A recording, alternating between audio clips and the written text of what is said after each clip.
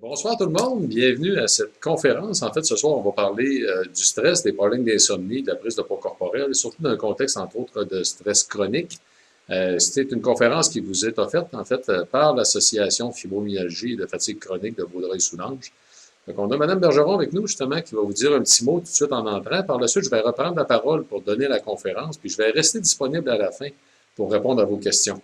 Donc, si vous avez des questions durant la conférence, je vous inviterai même à les prendre en note. Soit vous pouvez les écrire dans la boîte à discussion ou dans la boîte à questions.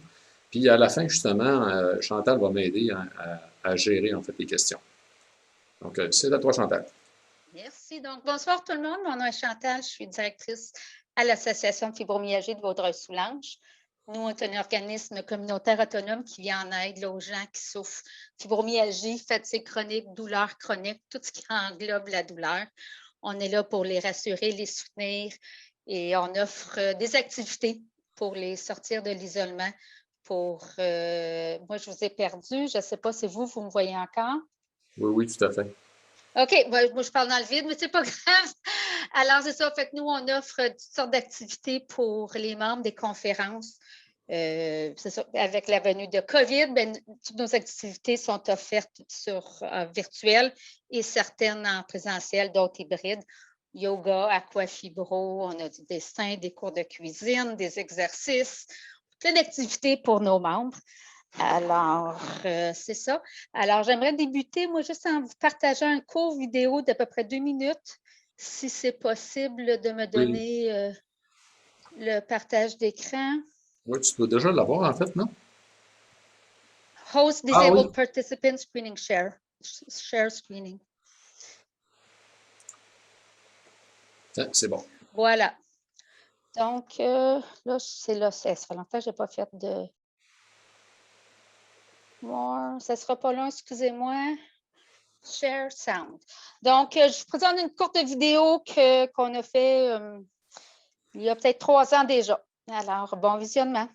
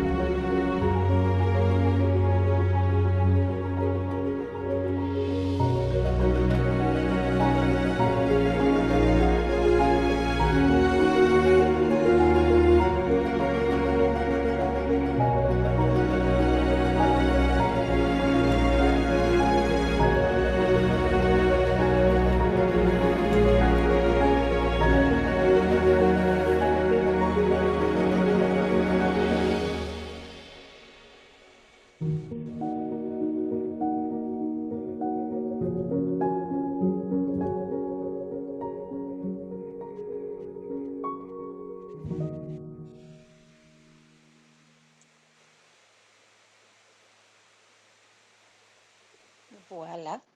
Oups. OK. Merci, Chantal, Bon. pour l'introduction. Ça faisait longtemps que je n'avais pas vu cette vidéo-là, puis elle vient me chercher à tout coup. Mais bon, alors c'est ça. Fait que vous avez des questions, si vous voulez des informations concernant l'association Fibromyalgie, là, vous avez les liens. On est sur Facebook, on a notre site web et on a des articles promotionnels. Avant, il fallait que je le punch. Alors, bonne conférence à tout le monde. Et Josée Turcotte demande où trouver notre vidéo. Elle est sur YouTube, elle est sur notre site web. Et elle est aussi sur notre page Facebook. Alors, Martine, la fenêtre à faire est puissante. Fait que je vous souhaite une très bonne conférence, tout le monde. Merci Chantal, à tout à l'heure. Merci. Donc, bien sûr, on va être disponible à la fin tous les deux, en fait, pour répondre aux questions. Fait que sans plus tarder, je vais vous partager mon écran pour me permettre d'utiliser ma présentation PowerPoint. Voici. Donc, bonsoir tout le monde. Bienvenue à cette conférence sur le stress chronique, l'insomnie, la prise de poids. Donc, on va faire le lien dans tout ça. Je vais donner quand même beaucoup d'explications. Avant tout, pour me présenter, pour ceux et celles qui ne me connaissaient pas encore, je suis Éric Simard, bien sûr, docteur en biologie, chercheur dans le domaine du vieillissement, sur la longévité cellulaire. Je suis l'auteur de 4 livres avec 11 autres professionnels de la santé. Je suis le président de l'Association professionnelle pour la santé intégrative. J'ai été président du comité consultatif du Conseil de recherche en sciences naturelles et en génie du Canada, le Bureau du Québec, pendant plus de 10 ans. Je suis un membre nommé de la Commission d'éthique en sciences et technologies du Conseil des ministres. Et je suis le président de Eden Technologies, compagnie spécialisée dans le domaine de la longévité qui commercialise la gamme de produits Vitali. Donc, ce soir, durant la présentation, je vais vous présenter, ici en passant, c'est 3 de mes livres. La présentation va être séparée en 4 sections. Donc, avant tout, quels sont les rôles biologiques du stress en tant que tel? Bien établir d'un point de vue biologique, ça sert à quoi? Ça nous aide à mieux comprendre comment on peut agir dessus par la suite.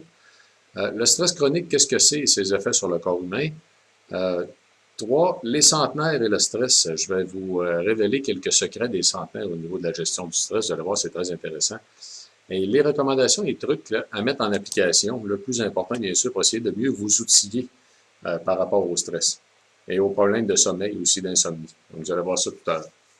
Donc, quels sont les rôles biologiques du stress avant tout? Le stress, il faut savoir que c'est naturel, c'est essentiel à la vie, en fait. C'est un processus physiologique qui est ressenti de façon unique pour chaque personne. C'est un élément extrêmement important, vous allez voir au cours de la conférence, je vais y revenir à plusieurs reprises. Mais c'est aussi un état d'alerte qui est donc une réponse physiologique au stress qui existe pour nous permettre de soit combattre ou de fuir. Le meilleur exemple qu'on peut avoir de ça, c'est justement l'homme des cavernes devant l'ours des cavernes à l'époque. Il y avait 2 choix. Soit il allait combattre ou soit il allait fuir, mais une chose est sûre, il n'allait pas rester là. Donc, d'une façon comme dans l'autre, en fait, la personne allait mobiliser une grande quantité d'énergie dans le but de lui permettre de soit combattre ou de fuir. Et c'est un élément extrêmement important à comprendre et on va y revenir. Donc, on détermine, nous autres mêmes, nous déterminons, donc c'est pour la raison pour laquelle j'ai mis en rouge, qu'une situation est dangereuse pour notre survie. Et nous réagissons en. Parce que là, ça dépend de tous et chacun finalement. C'est qu'il y en a qui vont déterminer que quelque chose d'anodin est dangereux. Et c'est là qu'on va avoir beaucoup de mauvais stress, en fait, où on va générer du stress inutile, de l'anxiété inutile. Donc, on va mobiliser de l'énergie, on va augmenter le rythme, la force des battements cardiaques, donc pour nous permettre justement d'avoir une plus grande capacité physique. On va produire de l'adrénaline pour accélérer nos actions et nos décisions. Donc, c'est un état d'alerte qui va causer aussi des problèmes de sommeil. Ça va de soi. Et là, ici, une petite parenthèse justement sur le sommeil qui va vous permettre de mieux établir le lien entre les deux. Le sommeil est habituellement nécessaire pour 4 grandes fonctions, je vous dirais. Je les ai résumées sur 4 facettes. Vous allez voir, ça nous aide à avoir une meilleure compréhension de comment on peut agir pour l'améliorer tout à l'heure, plus tard dans la conférence.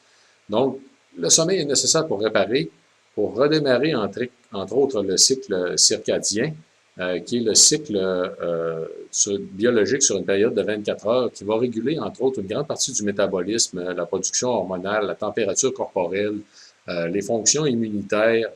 Donc, il y a beaucoup de choses qui sont régulées par l'appétit aussi, par le cycle circadien, donc qui est le cycle biologique, qui est attaché, en fait, à la période de sommeil. Ça va permettre de rétablir les équilibres en neurotransmetteurs, si on les a épuisés.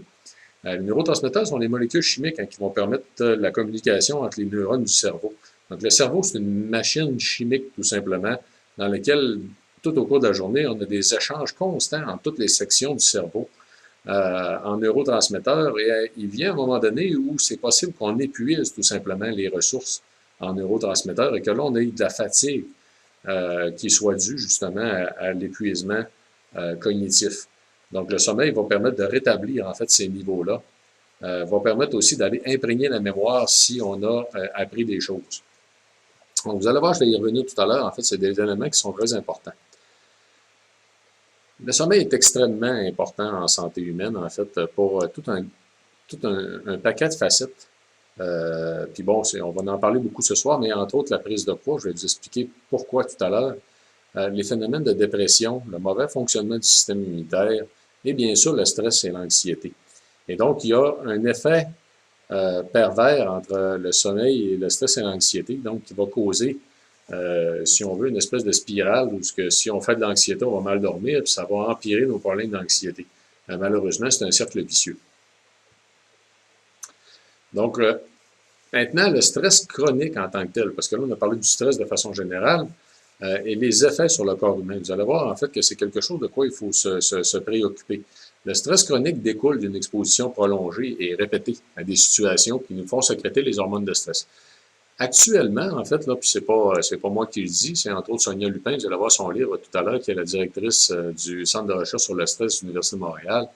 Madame Lupin nous disait, en fait, dans la dernière année, que tout le monde actuellement est affecté par le stress chronique, dû à la pandémie, justement, dû à tout ce qu'on a vécu dans la dernière année, les 2 dernières années, en fait. Et ça a un impact important en santé humaine. Vous allez voir les répercussions. Il y a des gens qui vont être plus affectés que d'autres parce que ça dépend de la façon à laquelle on va répondre à ce stress-là. Donc, c'est des hormones qui ont beaucoup de rôle à jouer, mais la surproduction des hormones de stress va amener un épuisement, entre autres, des glandes surrénales, qui va amener un affaiblissement aussi du système immunitaire et une baisse d'efficacité de plusieurs autres systèmes dans le corps humain. Donc, malheureusement, l'affaissement de la production par les surrénales va causer beaucoup de problèmes parce que le cortisol, l'hormone de stress, est utilisé entre autres aussi pour l'appétit, pour le cycle circadien de 24 heures aussi, est impliqué donc dans une multitude de facettes biologiques. Et si les surrénales deviennent épuisées, en fait, on va avoir tendance à toujours être fatigué. Ça va amener donc d'autres types de répercussions. Pour bien comprendre comment ça se passe en tant que tel, vous avez un événement, ce qu'on appelle un stresseur ou un événement stressant tout simplement, qui va provoquer une réponse au niveau du cerveau, qu'on appelle la production du CRH, qui au niveau de l'hypophyse va produire une autre molécule qui va être acheminée vers les surrénales, donc la CTH, et là, les surrénales vont se mettre à produire 2 types d'hormones associées au stress. D'un côté, le cortisol, majoritairement, le glucocorticoïde, c'est majoritairement le cortisol, en fait, chez l'humain, et qui est produit par le contour, si on veut, des surrénales, tandis que le milieu, ce qu'on appelle la médula, le contour, on l'appelle le cortex, va produire les catécholamines, qui sont l'adrénaline, la noradrénaline. C'est surtout l'adrénaline, encore là, qui a un gros rôle à jouer dans les processus de stress. Et ça va avoir une répercussion au niveau du cerveau sur plusieurs des systèmes, dont le cortex préfrontal pour le traitement des informations, la prise de décision, mais aussi, en fait, la mémoire, l'hippocampe et l'amygdale pour la gestion des émotions. Donc, quand on est stressé, finalement, il y a beaucoup de choses qui sont chamboulées et c'est physiologique. C'est produit par la réponse au stress. C'est tout à fait normal. En fait, on a évolué de cette façon-là, tout simplement. Ceci dit, les 10 signes du stress chronique, le premier est facile à situer, la question de la fatigue permanente, donc c'est de l'épuisement, les problèmes de concentration, les troubles de l'humeur, les pertes de mémoire, les troubles digestifs, la migraine, le manque d'appétit, la prise de poids, la dépression, le manque d'intérêt et le mauvais fonctionnement du système immunitaire. C'est très bien documenté d'un point de vue scientifique. En fait, on peut, si vous voulez, une image un peu plus juste, même qui incorpore ici d'autres facettes que je n'ai pas encore mentionnées. On sait que les glucocorticoïdes donc, vont amener des réponses physiologiques qui, suite justement à un stress chronique, vont causer des problèmes autant au niveau du cerveau, le système nerveux, où là, on va avoir une baisse de la production des connexions des neurones en tant que telles. Donc ça, la plasticité au niveau du cerveau, c'est carrément relié à la capacité d'apprendre de nouvelles choses. Donc, avoir des trous de mémoire, c'est causé par deux choses, deux grandes facettes au niveau du stress. D'un côté, le stress va générer de la place, il va faire de la place, si vous voulez, pour aller inscrire ce que l'élément stressant la cause, en fait, de l'élément stressant. Et là, ici, c'est facile à situer la raison de ça. Là, si on reprend mon exemple tout à l'heure de l'homme des cavernes, qui est face à l'ours des cavernes, hein, ou Tom d'un Cro-Magnon qui est face à l'ours des cavernes, disons, dans le Périgord, en France, il est mieux de se souvenir de dans quelle grotte il était au juste, parce que la prochaine fois qu'il va croiser l'ours des cavernes, s'il survit la première fois, la prochaine fois, il va peut-être bien en mourir. Fait que le cerveau, finalement, va aller imprégner les causes du stress, de stress très important. Donc, il va générer de la place, si on veut, au niveau de la mémoire. Donc, d'un côté, les problèmes de mémoire vont venir d'un moins bon fonctionnement du cerveau causé par le stress, puis de l'autre côté, par la nécessité aussi d'être capable d'imprégner fortement suite à des événements qui nous ont beaucoup marqués, comme par exemple un accident d'auto. Donc, on va avoir des problèmes d'apprentissage, on va avoir des baisses des habiletés cognitives, puis une augmentation du risque de dépression. Donc, hein, malheureusement, c'est très problématique. Au niveau du système immunitaire, c'est la même chose. On a une diminution de l'efficacité des deux lignes de défense. Le système immunitaire a deux lignes de défense. Hein. Tu as la ligne de défense innée, tu as la ligne de défense acquise. Celle qu'on peut influencer, donc la deuxième, on peut l'influencer, entre autres, par la prise de vaccin. Donc, les deux lignes de défense vont être affaissées par le stress chronique. Et donc, on va avoir une augmentation des risques d'infection. Au niveau du système musculaire, c'est une baisse de la masse musculaire. En fait, c'est une baisse de la force musculaire, de la motricité en tant que telle. Et là, on va avoir une augmentation de la fragilité aussi des muscles qui va être causée par le stress. Et de la même façon, au niveau de la masse osseuse, ça va accélérer la perte de masse osseuse, donc ça va augmenter la fragilité. Et tout ceci aussi va avoir un lien avec le poids corporel que je vais vous expliquer, qui n'était pas inclus ici dans l'image que j'ai tirée d'un article scientifique de 2012. Là. Qui portait sur le stress physiologique, le rôle, entre autres, des glucocorticoïdes dans le contexte de vieillissement. Au niveau de la prise de poids, on va faire un lien entre le stress chronique, les problèmes de sommeil et le métabolisme en tant que tel. En premier lieu, avant tout, le stress chronique va causer des problèmes de sommeil qui vont modifier le métabolisme. Et on sait maintenant qu'une seule mauvaise nuit de sommeil va avoir une répercussion sur le métabolisme énergétique qui va nous amener, en fait, à favoriser une prise de poids. Donc, c'est sûr que juste une mauvaise nuit de sommeil, on ne va pas prendre 10 livres du même coup. C'est juste que si on le fait de façon répétée, en fait, puis ça fait prendre du poids tout le temps, bien là, le poids va s'accumuler. D'un autre côté, on sait aussi que le stress chronique va réduire l'efficacité des mitochondries. C'est nos petites usines énergétiques cellulaires. Donc, quand on a des problèmes de stress chronique et qu'on dort mal, en plus d'être fatigué parce qu'on a mal dormi et qu'on n'a pas assez récupéré, on va être fatigué parce qu'on a une moins grande capacité à produire de l'énergie. Ça fait qu'est-ce que le corps va faire avec l'énergie qu'on a mobilisée? Parce qu'on a mobilisé de l'énergie pour être capable de fuir ou de se défendre, bien, il va la stocker, cette énergie-là, tout simplement. Fait que ça va faire prendre du poids.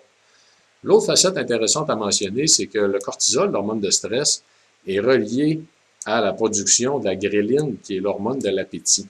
Et là, vous allez dire, d'un point de vue biologique, c'est quoi le rapport, peut-être, entre l'appétit et le stress? C'est que je vous ai mentionné tout à l'heure que c'est le cortisol Le cortisol a un gros rôle à jouer dans l'horloge biologique, dont la régulation de l'appétit. Le matin, quand on se lève, en fait, c'est le cortisol qui va provoquer le réveil, qui va nous aider à nous lever le matin, tout simplement. Là. Donc, on va avoir une augmentation de la production du cortisol à la fin de la nuit qui va nous aider à nous réveiller, puis qui généralement devrait aussi initier l'appétit, un besoin de manger en tant que tel. Et donc, la surproduction de cortisol par le stress chronique va augmenter tout simplement l'appétit de façon démesurée, mais il y a deux raisons. D'un côté, c'est parce que le cortisol est impliqué dans le processus de la production de l'hormone qui génère la faim, qui est la gréline. Mais la gréline, elle, est impliquée aussi avec le centre de récompense au niveau du cerveau. Donc, d'un point de vue biologique, on a eu la bonne idée, en évoluant, de se récompenser par le fait d'avoir mangé. Dans le fond, c'est un réflexe de survie d'un point de vue biologique où la petite machine qu'on est va avoir tendance à tout simplement se sentir bien, à être récompensé du fait d'avoir mangé. C'est tout simplement parce que dans l'évolution, on n'avait pas de la nourriture à portée de la main tout le temps. Donc, il fallait en fait faire en sorte de ne pas oublier d'avoir à manger, c'était le rôle du cortisol, et se récompenser de l'autre côté de l'avoir faim, donc ce qui est le lien avec le centre de récompense, qui va lui stimuler l'appétit. Et là, ici, il y a un problème, cependant. C'est qu'on va avoir tendance, justement, en situation de stress, à se récompenser. À manger, ça va nous faire du bien, tout simplement, parce qu'il y a un lien avec le centre de la récompense. Mais il y a d'autres facettes biologiques qui sont reliées, entre autres, entre la gréline et le centre de récompense. Regardez bien, en fait, on va juste en faire une petite parenthèse. Et ça, c'est tout à fait récent. C'est une étude qui vient d'être publiée cet automne.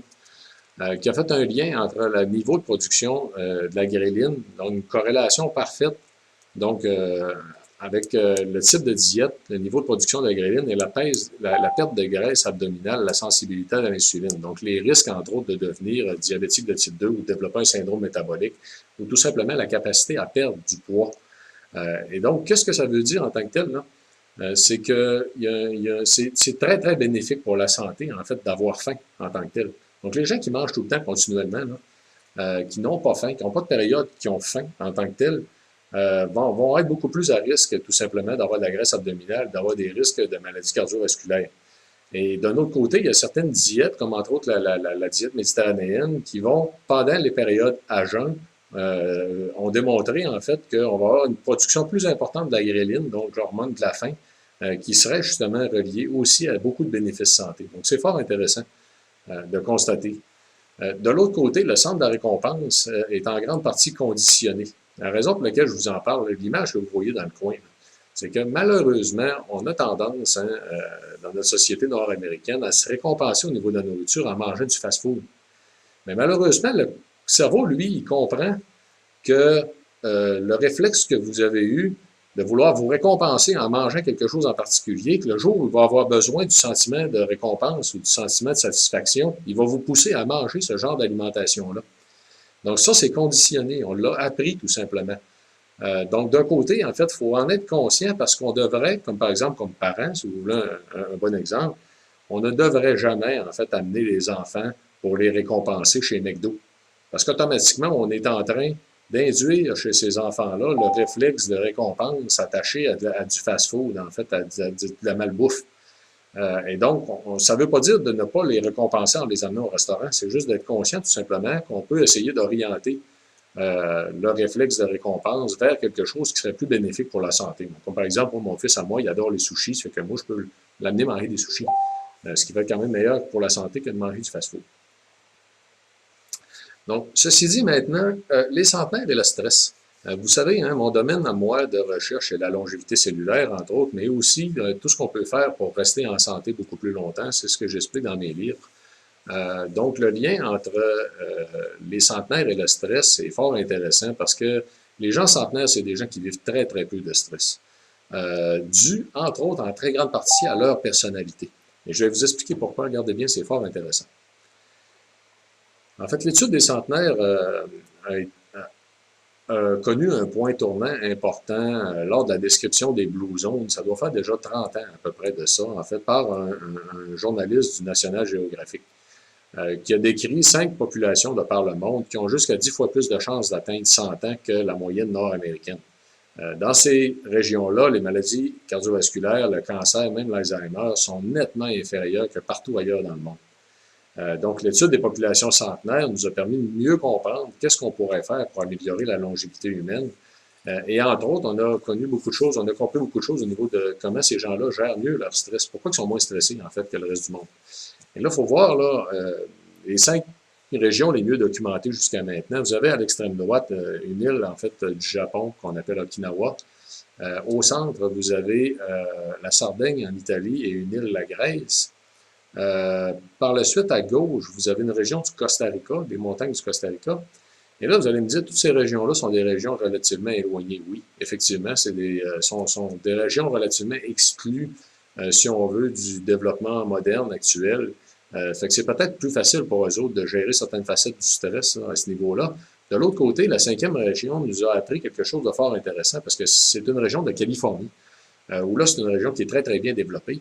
Où là, dans le fond, on a appris que c'est possible d'avoir une culture qui se développe dans notre vie nord-américaine, tout simplement, très moderne, dans laquelle on va respecter les principes des gens des populations centenaires.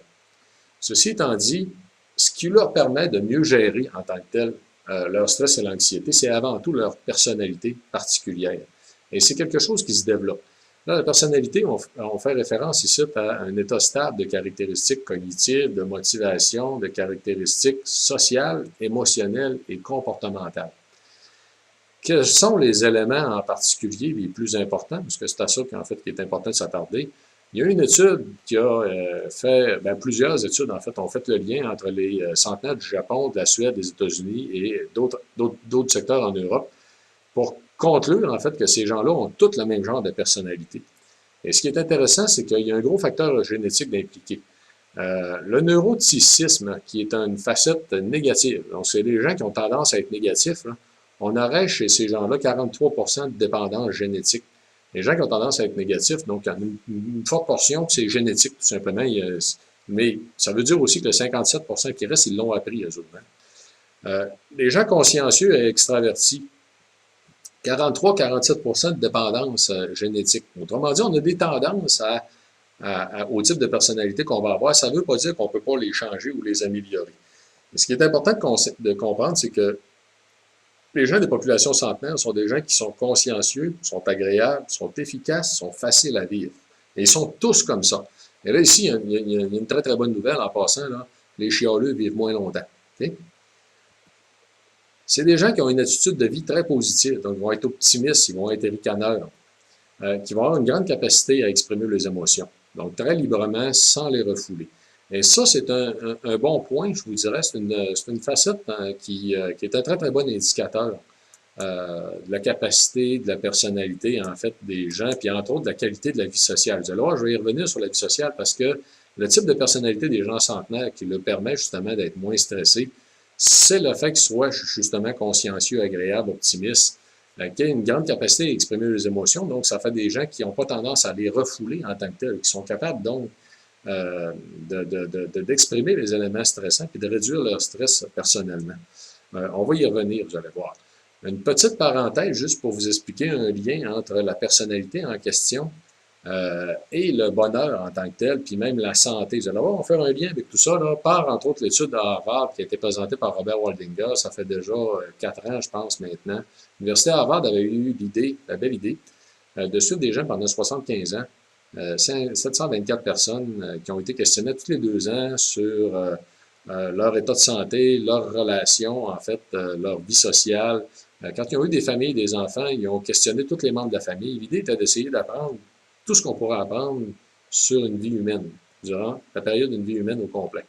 Ce qui en ressort, qui est fort pertinent, c'est que le premier facteur de bonheur, c'est la vie sociale en tant que telle. Ça les a gardés plus heureux, plus en santé, puis beaucoup plus longtemps. Donc, ceux qui avaient une belle qualité de la vie sociale ont vécu plus longtemps. C'est un impact tellement important qu'à partir de 50 ans, il aurait pu prédire déjà tous ceux et celles qui allaient bien vieillir. Et c'est avant tout la qualité des relations qui est importante. Comment on définit la qualité des relations? Les amis Facebook, ça compte pas. On peut en avoir beaucoup, mais on peut avoir une très mauvaise vie sociale. La vie sociale de qualité, ça prend des relations profondes, engagées. Souvent, un indicateur important, c'est lui que j'ai utilisé tout à l'heure, c'est votre capacité à parler de vos émotions. Si vous avez beaucoup d'amis, vous ne parlez jamais de vos émotions, ce n'est pas de la vie sociale de qualité. Donc, les bonnes relations ont permis aussi de protéger leur cerveau. Donc, ces gens-là ont souffert moins de démence et sont restés avec des meilleures capacités mentales en vieillissant. Donc, en résumé, si vous voulez, les centenaires sont des gens qui sont fondamentalement positifs, ce qui va les rendre plus heureux, ce qui va faciliter la vie sociale de qualité, ça va réduire leur stress et leur anxiété, et au bout de la ligne, ça va les maintenir plus en santé. Donc, c'est réellement fort intéressant de comprendre l'impact que ça peut avoir de développer ce type de personnalité-là, en fait, des gens centenaires. Il faut savoir aussi que toutes les études sont unanimes. La personnalité des gens centenaires va favoriser l'ensemble des saines habitudes de vie. Puis même en passant, pour ceux et celles qui pourraient être intéressés par l'Alzheimer, je vais donner aussi une conférence. Vous l'avez dans les liens de la conférence d'aujourd'hui, les prochains événements. Vous avez aussi une conférence que je vais donner le 22 janvier pour le Salon des aînés de Laval, qui est la prévention de la démence et de l'Alzheimer. Et on sait maintenant aussi que la personnalité va réduire les risques d'Alzheimer même, le type de personnalité des gens centenaires. Donc, l'attitude positive envers nous-mêmes et envers la vie va faciliter la mise en place d'une vie sociale de qualité, une meilleure gestion du stress, de l'anxiété, dans laquelle j'inclus les problèmes de sommeil, et aussi des meilleures habitudes envers l'alimentation et l'activité physique. Donc, c'est réellement très important en longévité humaine. Bonne nouvelle à tous, la question de la vie sociale de qualité, de la personnalité, c'est une décision personnelle. Donc, on peut, à tous les jours, nous autres mêmes, décider de développer cette facette-là, d'essayer de l'améliorer tout simplement. C'est facilement à notre portée. Maintenant, donc, pour continuer avec les trucs qu'on peut mettre en application, je les ai divisés, en fait, les recommandations en 5 facettes sur le stress et les problèmes de sommeil. avant tout, agir sur le sommeil. Donc, on va les reprendre un à un, hein, en fait, et je vais vous donner des conseils sur chacun. Apprendre à se connaître, c'est extrêmement important, vous allez voir pourquoi. Développer la résilience. Trouver des trucs qui nous conviennent, c'est très... autrement dit, ici, le cadre, vous allez voir tout à l'heure, le point, c'est que c'est pas d'essayer d'appliquer tous les trucs que je vais vous présenter ce soir, mais plutôt, en fait, de comprendre lesquels pourraient mieux nous convenir, puis appliquer ceux qui nous conviennent le mieux.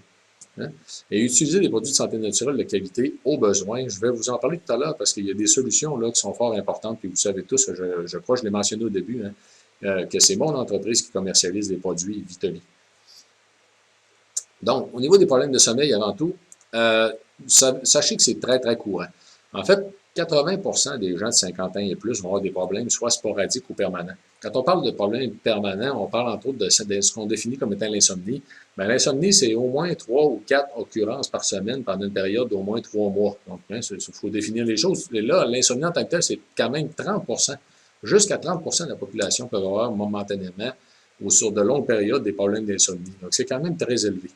Mais il y en a que ça va être plus sporadique. Là. Ça ne sera pas nécessairement 3-4 fois par semaine ou ça ne sera pas. Mais bon, il y a beaucoup de problèmes. Et là, il faut faire attention à la question de l'usage prolongé des somnifères. Ça ne veut pas dire, hein, puis là, on parle de prolongé. Autrement dit, ça ne veut pas dire qu'il peut pas avoir des bons usages de somnifères ou qu'il n'y a pas des situations dans lesquelles ça peut être nécessaire. On parle de somnifères chimiques, des médicaments. Parce que d'un côté, ils vont augmenter les risques de chute, d'altération des fonctions psychomotrices, excusez-moi. Les troubles de la mémoire, donc l'amnésie rétrograde, des risques d'Alzheimer, ou à divers degrés, des troubles de comportement, des inhibitions, altération de l'état de conscience. Et il faut savoir aussi que les chutes, parce que les risques de chute en question, chez les gens plus âgés, souvent, ça va causer des fractures de la hanche. Et 20% des cas de fracture de la hanche vont se traduire par un décès par la suite, malheureusement. Donc, quoi faire, dans le fond, pour essayer d'éviter en tant que tel la médication pour le sommeil? Ici, 4 éléments qui font appel à ce que je vous ai mentionné au début. Rétablir les réserves en neurotransmetteurs. Le sommeil, pourquoi il est nécessaire en tant que tel? Donc ça, c'est si on les a épuisés. Imprégner la mémoire pour l'apprentissage si vous avez essayé d'apprendre. Réparer et refaire les réserves d'énergie, ça c'est si vous êtes actif. Et le cerveau va savoir quand c'est le temps de dormir si vous établissez une routine. Donc, en fait, on sera capable de toutes les recommandations sur les saines, l'hygiène du sommeil, en fait, ou les saines habitudes de vie reliées au sommeil, on sera capable de les regrouper tout à l'intérieur de ces 4 points-là. Et c'est ce qui est important de comprendre. Donc, la question de la réserve en neurotransmetteurs, il faut essayer d'avoir épuisé, il faut faire des activités journalières qui sont exigeantes pour le cerveau. Qu'est-ce qui est exigeant pour le cerveau? Bien, entre autres, la gestion des émotions est exigeante pour le cerveau, donc toutes les activités sociales le sont. Et toutes les activités qui vont faire appel à plusieurs systèmes en même temps. Donc, entre autres, pratiquement toutes les activités physiques, comme le fait de faire du vélo, là, il faut pédaler, il faut garder l'équilibre, puis il faut faire attention au champ de vision. Donc, les activités comme ça qui vont faire appel à la coordination de plusieurs systèmes en même temps sont plus exigeantes pour le cerveau et risquent d'épuiser justement vos réserves en neurotransmetteurs. Et là, je vous parlais de la gestion des émotions, ça vous est probablement déjà arrivé de vivre beaucoup d'émotions, en fait, là, pour une raison quelconque, soit ce soit des bonnes ou des mauvaises émotions, puis de le soir d'être complètement épuisé. Ben, c'est ça, en fait, hein, c'est que les émotions ont vidé les réserves en neurotransmetteurs, et là, vous aviez besoin de dormir. Donc, le deuxième point, imprégner la mémoire si vous avez essayé d'apprendre. Bien, si vous aimez lire, ou que vous êtes curieux, vous vous intéressez à plein de choses, essayez d'apprendre des nouvelles choses. Normalement, ça devrait aider à améliorer votre sommeil. Fait que si vous aimez lire, moi, je vous conseillerais d'essayer de lire sur un sujet que vous voulez apprendre. Donc, par exemple, si à un moment donné, vous voulez visiter un pays étranger, vous voulez aller en Italie, bien, de lire sur l'Italie, automatiquement, vous allez avoir le réflexe d'essayer d'apprendre ce que vous êtes en train de lire parce que vous avez l'intention d'y aller puis de vous rappeler ce que vous êtes en train de lire. Donc, ça aussi, ça peut aider, en fait, à rétablir un meilleur sommeil. Être actif de façon journalière, si vous voulez un conseil ici, l'important, c'est d'y mettre de l'intensité. L'augmentation de la fréquence cardiaque, de la fréquence respiratoire, c'est l'indicateur. À partir du moment où l'activité que vous faites cause une augmentation de la fréquence cardiaque, de la fréquence respiratoire, elle est déjà bénéfique. Donc, des fois, ça peut être juste de se dépêcher tout simplement de racler les feuilles à ce temps-ci de l'année, de rentrer l'épicerie, de passer l'aspirateur. Fait que là, messieurs, que vous êtes en train d'écouter, là, je suis en train de vous mettre dans l'embarras, là, parce que là, votre femme, demain, elle va vous rappeler. Regardez, là, il te l'a dit hier, là, il dit, mais un peu d'intensité, ça va être bon pour la santé. Là. Ah oui, passe l'aspirateur. Le cerveau va savoir quand c'est le temps de dormir, si vous établissez une routine. Ça, tout à l'heure, je vais donner beaucoup d'exemples sur ce point-là. Donc, au moins 1 heure avant de dormir, il faut établir une routine qui nous est propre à nous. Ça peut inclure toutes sortes de choses. Je vais vous donner des exemples tout à l'heure. Donc, 15 recommandations sur l'hygiène du sommeil. On va les passer ensemble. Vous allez voir, c'est vraiment fort intéressant. Il y a toujours, en fait, quand j'ai donné cette formation-là à un groupe de médecins à Québec, il y en a 3 dans la salle, en fait, là, qui ont eu la réaction à un moment ou à un autre de dire, oups, OK, effectivement, ça, moi, il faudrait que j'améliore ça. Donc, vous allez voir, en fait, là, c'est vraiment des facettes, des fois, qu'on oublie, tout simplement.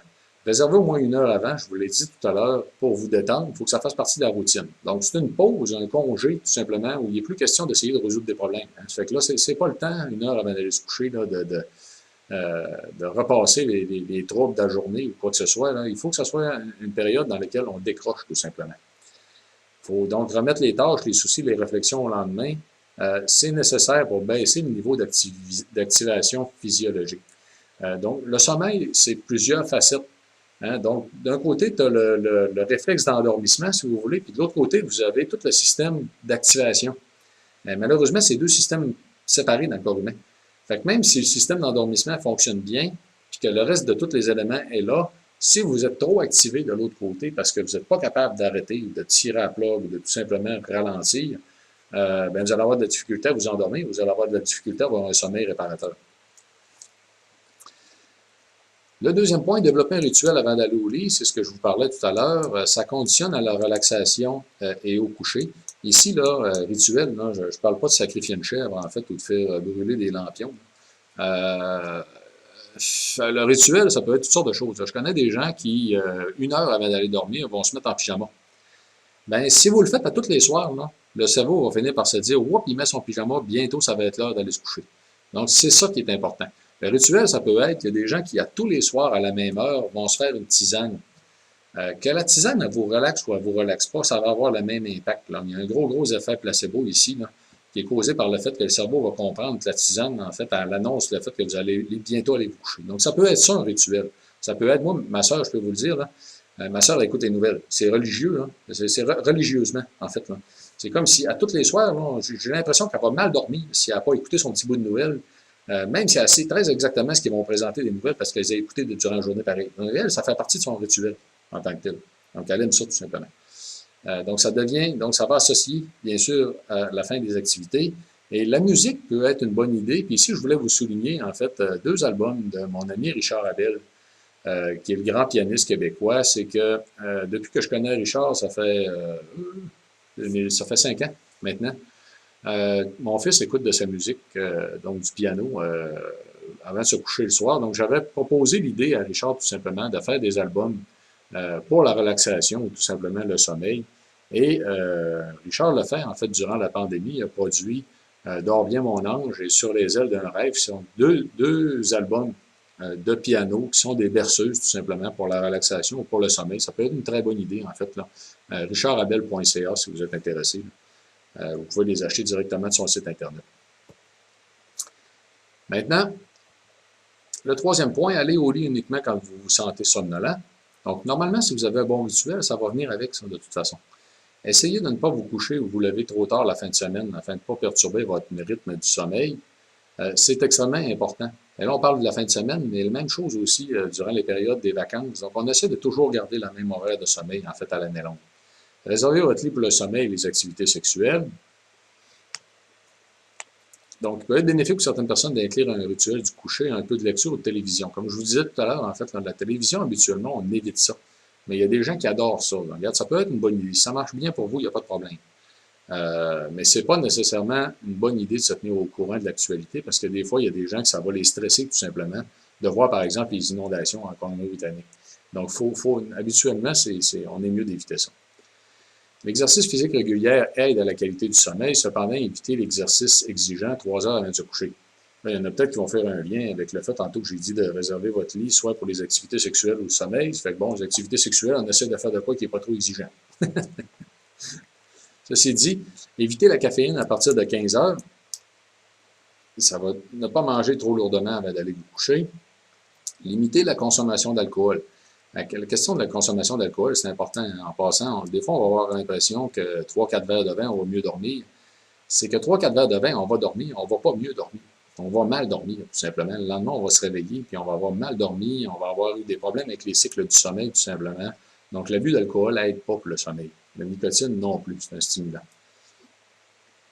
Réduisez l'intensité des écrans d'ordinateur. Donc, c'est bien documenté. Juste avant de se coucher, c'est pas une bonne idée, les écrans, en fait, parce que le bleu, tout simplement, des écrans va diminuer la production de mélatonine, qui est l'hormone du sommeil. Établissez un bon environnement de sommeil. Ici, ça peut avoir de l'air anodin, là. Mais habituellement, on évite même de laisser les animaux de compagnie venir nous retrouver. Comme Chantal expliquait tout à l'heure, mais bon, si Chantal n'a pas de problème de sommeil, c'est pas problématique, c'est un des éléments à considérer. Mais c'est juste que si pendant la nuit, vous êtes dans la quatrième phase, ben, en fait, vous avez passé la quatrième phase du sommeil, vous êtes revenu à la deuxième, vous êtes dans le sommeil paradoxal qui est le plus réparateur, puis là, votre animal de compagnie vous réveille, mais c'est possible que vous ne soyez pas capable d'y retourner, pas du reste de la nuit, et que vous ayez perdu là, la période de temps qui aura été la plus importante de toute votre nuit de sommeil. Il faut faire attention à la question des animaux de compagnie. La question de la lumière, la température, c'est démontrer que le cerveau va combattre. En fait, il va jauger entre le fait de vous réveiller ou d'avoir un sommeil profond et réparateur en fonction de est-ce qu'il combat la température ou est-ce que la lumière est trop importante. Fait que même si on n'en est pas trop conscient de ça, ça a vraiment un très gros impact. Donc, c'est bien, bien important. 13. Essayez des techniques de relaxation. Il y en a chez qui ça fonctionne très, très bien. Là. Il y a des gens que je connais qui font du yoga tous les soirs avant de se coucher ou encore de la méditation. Évitez les siestes en fin d'après-midi ou en soirée. Et si vous faites des siestes pendant la journée, pas plus de 15 à 20 minutes. Hein, parce que sinon, vous avez, tout à l'heure j'ai mentionné, il y a un système d'éveil et un système d'endormissement. Le système d'endormissement, il dépend en fait de certaines molécules au niveau du cerveau qui vont s'accumuler tout au long de la journée. Et malheureusement, si vous faites une sieste, vous allez en perdre une partie de ces molécules-là qui se sont accumulées, qui auraient aidé à votre endormissement le soir. Donc, ça peut nuire tout simplement, causer des problèmes de sommeil, de dormir trop longtemps durant la journée. Donc, pas plus que 15 à 20 minutes. Établissez un horaire régulier de lever, c'est ce que je vous mentionnais tout à l'heure. Autant le coucher que le lever, on essaie de garder toujours la même horaire. Donc, ça fait le tour, en fait, sur les facettes reliées à l'hygiène du sommeil. Maintenant, apprendre à se connaître au niveau du stress, le livre de Sonia Lupin, je vous le conseille vraiment fortement parce que ça va vous aider à mieux déterminer qu'est-ce qui vous stresse personnellement. Parce que je l'ai mentionné durant la conférence, là, le stress, c'est unique à chaque personne. Donc, c'est pas la même chose qui va stresser nécessairement chacune des personnes, puis ça va vous aider à trouver des mécanismes pour essayer de le réduire. Donc, c'est vraiment un livre excellent pour ceux et celles qui avaient des problèmes avec le stress ou l'anxiété. Développer la résilience. Qu'est-ce que c'est que la résilience? La résilience fait référence à une façon de voir les choses et à nous aider à enlever de la pression qu'on ressent constamment. Et entre autres, ici, je vais vous présenter des éléments en lien, entre autres, avec la pandémie. Donc, des réflexes de résilience, qu'est-ce que c'est? Regardez bien, en fait, par rapport avec la situation actuelle, là, il faut penser tout simplement à s'adapter. Faut considérer qu'on a déjà fait face à des difficultés par le passé, puis vous les avez toujours traversées avec succès. Donc, ça, c'est de la résilience. Hein? C'est le sentiment profond qu'on est capable. On va réussir à passer à travers. Essayez de réfléchir de façon calme mais proactive. Donc, qu'est-ce que vous pouvez faire? On ne panique pas. Tolérer l'incertitude. Donc, c'est normal de ne pas savoir comment les choses vont évoluer, tout simplement. Il n'y a jamais personne dans l'histoire de l'humanité qui avait traversé une crise comme celle qu'on traverse aujourd'hui, par exemple. Donc, c'est tout à fait normal de ne pas être sûr de rien. Éviter les médias qui ne font que dramatiser les situations. Bien sûr, ça fait juste ajouter du stress, ça fait ajouter de l'anxiété. Donc, vous avez juste à ne pas les écouter. Rappelez-vous que l'humanité a déjà traversé des situations difficiles par le passé, et ça s'est toujours très bien passé. Donc, ça, c'est de la résilience, et c'est un élément qui peut beaucoup vous aider dans les situations de stress chronique. Trouvez des trucs maintenant qui vous conviennent. Donc, les liens sociaux, j'en ai parlé à plusieurs reprises, c'est quelque chose de très efficace. Et le fait d'être extrêmement gentil, entre autres, dans le stress chronique, dans des situations comme actuellement, là, ça a du bien autant pour la personne qui est gentille que pour celle qui le reçoit, en passant. L'activité physique, entre autres, plus elle est intense, mieux ça va être. Donc, tout type d'activité physique va aider, mais plus elle est intense, plus elle va brûler l'énergie que vous avez mobilisée due au stress, plus justement le bienfait, l'être sur la baisse du stress et de l'anxiété va être important. La méditation, la relaxation, ça peut faire pour beaucoup de gens, dont la musique, que je vous en ai parlé tout à l'heure. Les oméga-3, soit qui proviennent des aliments ou des suppléments, c'est quelque chose à considérer qui est important. Attention à la caféine, je l'ai mentionné tout à l'heure, autant dans le café que les boissons énergisantes. Réduisez les sucres raffinés. C'est très, très important. En fait, les sucres raffinés vont augmenter beaucoup notre propension à faire du stress et de l'anxiété. Augmenter votre consommation d'antioxydants. On parle ici beaucoup des fruits et des légumes. Améliorer votre sommeil. Donc, l'hygiène du sommeil, on les a passés tout à l'heure en revue. Les 15 éléments. Les trucs pour le poids ou la gestion du stress. Si vous voulez lire des textes, là, en fait, qui peuvent vous donner beaucoup d'informations ou des trucs, vérifiez du côté du blog de Vitali, à vitali.ca. Il y a un onglet blog. Vous allez voir, je vais vous présenter tout à l'heure les collaborateurs.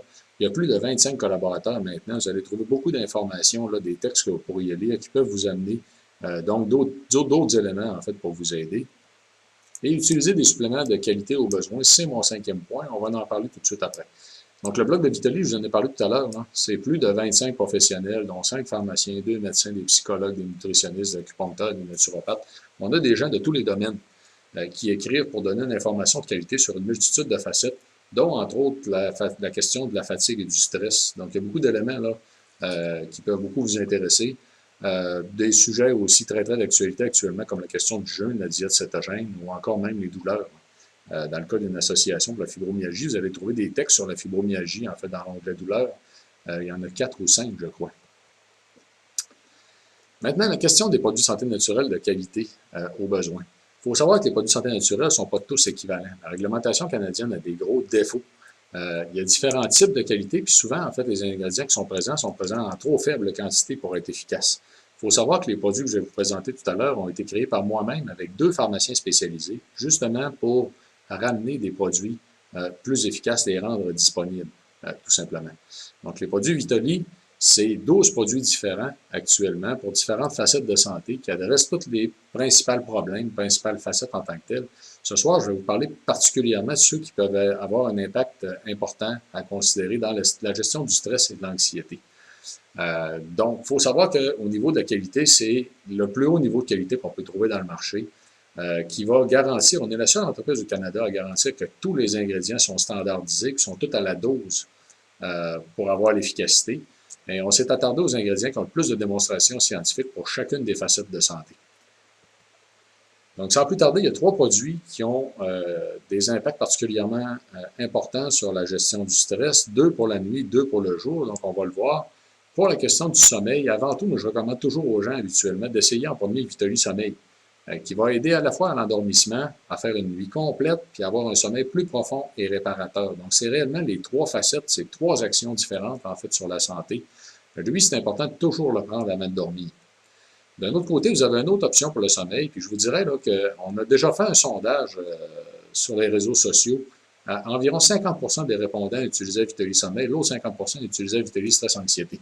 Moi, pour ma part, je réponds très bien aux deux, puis je préfère utiliser Vitali Sommeil pour dormir. Mais il y a des gens qui vont préférer utiliser Stress Anxiété, c'est que ça peut être une autre alternative à essayer. D'un autre côté, c'est que lui, il peut prendre aussi durant la nuit.